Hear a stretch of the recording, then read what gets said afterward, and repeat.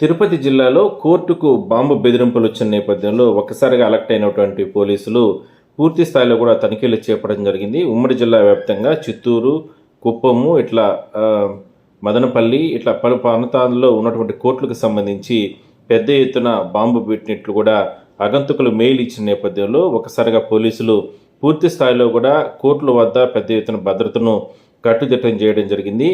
ఎవరు కూడా ఆందోళన చెందాల్సిన అవసరం లేదు.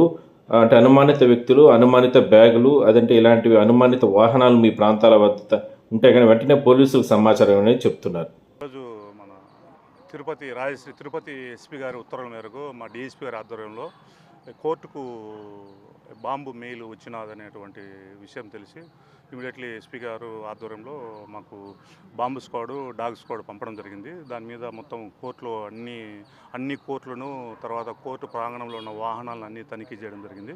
ఎక్కడ కూడా ఎలాంటి ఏమి అనుమానాస్పదంగా ఏమి దొరకలేదు. దాని మీద ఏం జరిగిందనేది విచారణ జరుగుతాం. అంటే తరచూ బాంబు బెదిరింపుని ఒక మెయిల్స్ వస్తున్నాయి, దానిపైన ఎవరైనా కనుక్కున్నారు?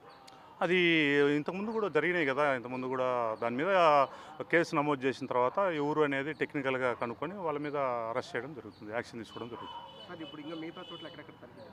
అది ఇంకా జిల్లా అంతా జరుగుతున్నట్లుంది, నాకు పూర్తిగా తెలియదు. పాకాల, తర్వాత గూడూరు, నాయుడుపేట అన్ని చోట్ల కూడా జరుగుతున్నాయి.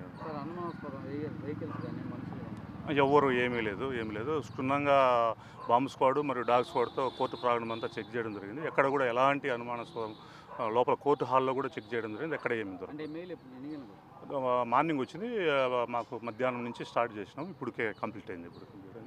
అట్నే కోర్టు లోపలికి పోయే వాళ్ళని కూడా క్షుణ్ణంగా తనిఖీ చేసి పంపుతున్నారు. దాని మీద కూడా పూర్తిగా అప్రమత్తంగా ఉండడం జరుగుతుంది.